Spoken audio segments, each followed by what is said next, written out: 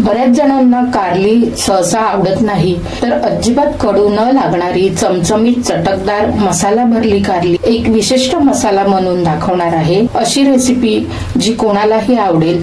भरली कारली करायची पद्धत प्रत्येकाची थोडीफार वेगळी असते, तर मी कशी बनवते ते पाहूयात। नमस्कार, मी श्रावणीज होम किचन मध्ये तुमचं मनापासून स्वागत। तुम्हाला जर हा व्हिडिओ आवडला तर नक्की लाईक, शेअर आणि सबस्क्राईब करा। बेल आयकॉन क्लिक करा, म्हणजे पुढील नोटिफिकेशन तुम्हाला मिळेल।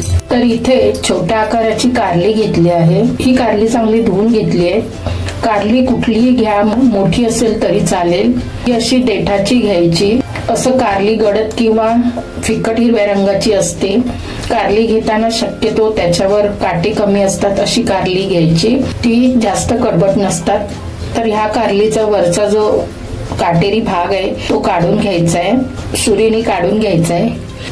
आपल्याला कारली कमी गोड चवीची करायची आहे, त्यासाठी हा वरचा भाग काढायचा आणि त्याला एक मधून अर्धवट कापायचं आहे। कापल्यावर आतील बिया आहेत त्या सगळ्या काढून घ्यायच्या। ह्या बिया बाजूला काढून ठेवायच्या।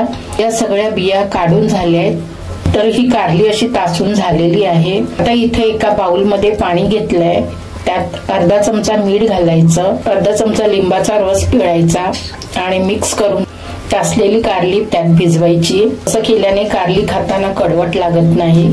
तर ही झाकून 10 मिनिटं बाजूला ठेवायची। आता एका पातेल्यात पाणी गरम करायचं। पाण्याला उकळी आली की त्यावर ही चाळणी ठेवायची।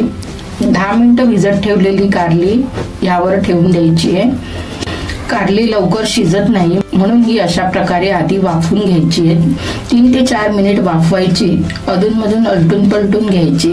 3 ते 4 मिनिटांनी 60% वाफून झाल्यावर ती कारली काढून घ्यायची आणि थंड करायला ठेवायची। कारली थंड होते तोपर्यंत कारलीचा मसाला कसा बनवायचा ते पाहूयात। त्यासाठी एका पातेल्यामध्ये 2 ते 3 चमचे तेल घालायचं। त्यात अर्धा चमचा बडीशेप, 5 लसूण, 1 हिरवी मिरची, अर्धा इंच आलं परतायचंय। 1 मिनिटभर परतल्यावर बाजूला ठेवलेला जो कारल्याचा वरचा भाग होता तो परतायचा। असं केल्याने कारल्याचा कडवटपणा जायला मदत होते। हे चांगलं लालसर होईपर्यंत परतून घ्यायचं। हे सर्व परतल्यावर गॅस बंद करून थंड करायला ठेवायचं। थंड झालं की त्यात 1 छोटा चमचा लाल मिरची पावडर, 1 चमचा होममेड मसाला, तुमचा घरातला कुठलाही मसाला असेल तो घालायचा, अर्धा चमचा हळद, पाव चमचा हिंग, 1 ते 1.5 चमचा कांदा लसूण मसाला। कांदा लसूण मसाल्याची रेसिपी मी याआधी अपलोड केलेली आहे, तर ती तुम्ही बघू शकता। पाव चमचा धना पावडर आणि पाव चमचा जिरा पावडर घालायचं आहे। मसाला तुम्हाला कमी तिखट हवा असेल तर कमी जास्त करू शकता।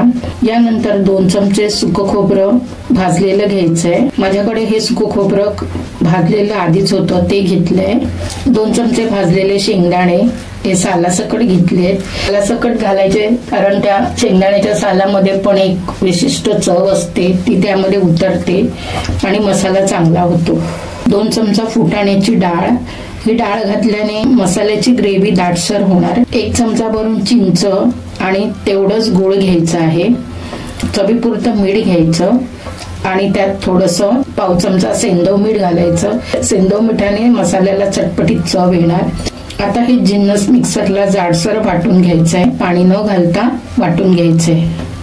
असा छान मसाला वाटून झालाय। त्यामध्ये आता 1 चमचा भाजलेले तीळ घालायचे। हे असे वरून घातले की ते छान दिसतात। थोडी कोथिंबीर घालायची। आता हा मसाला तुम्ही कुठल्याही भरलेल्या भाजीमध्ये वापरू शकता, म्हणजे वांगी, तोंडली, भोपळी मिरची, पडवळ यासारख्या भाज्यांमध्ये तुम्ही हा मसाला भरून भरलेली भाजी करू शकता, किंवा इतर भाज्यांमध्ये सुद्धा हा मसाला तुम्ही वापरू शकता। फक्त त्यात कारल्याचा गर नसणार। तर आता हा मसाला ह्या कारल्यांमध्ये भरून घेऊयात। असा एकदम दाबून भरून घ्यायचा आहे। आता हे सगळे भरून घेते। तर हे सर्व कारली भरून झाली आहे। ही कारली मसाला भरून ही अशीच तेलात फ्राय करू शकतो, आणि भरलेला मसाला बनवायचा तर हा मसाला तेलात परतून कारली शिजून घ्यायची। कुठल्याही प्रकारे आपण बनवू शकतो। मी 2 प्रकार करून दाखवते। तर यातील 2 कारली फक्त फ्राय करूया। त्यासाठी हा भरलेला मसाला बाहेर येऊ नये म्हणून असं हे दोऱ्याने गुंडाळून घ्यायचंय, म्हणजे आतील मसाला बाहेर येणार नाही। तर यातील 2 कारली फ्राय करूयात। इथे पॅनवर तेल घालायचं आहे. तेल गरम झालं की जरासं जिरं घालायचं. जिरं तडतडलं की 2 कारली फ्राय करायला ठेवायची. साधारण मिनिटभराने आलटून पलटून घ्यायची. मसाल्यात गूळ घातलाय म्हणून इथे तेलामध्ये पाणी होतं. शक्यतो तेलात फ्राय करायची तर गूळ वगळलं तरी चालेल, मग ते पाणी होत नाही. दोन्ही पण कारली फ्राय करून झाली आहेत.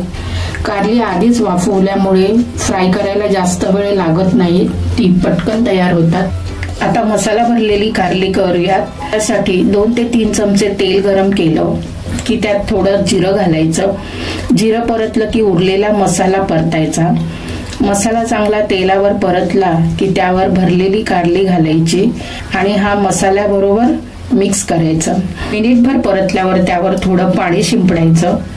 मग परतून वर पाणी घालून झाकणावर पाणी ठेवून मीडियम गॅसवर शिजवायला ठेवायचं. थोड्या वेळाने झाकण काढून मसाला चांगला परतून घ्यायचा. सुरीने कारलं शिजलं आहे की नाही ते पाहायचं. आधीच कारलं वाफवल्यामुळे कारलं 5 ते 7 मिनिटात चांगलं शिजतं. आता ग्रेव्ही किती पातळ जाड हवी आहे त्याप्रमाणे ग्रेव्ही बनवायची. ही ग्रेव्ही थोडी दाट झाली आहे. आता कोथिंबीर घालून गॅस बंद करायचा. आता ही प्लेटमध्ये काढूया.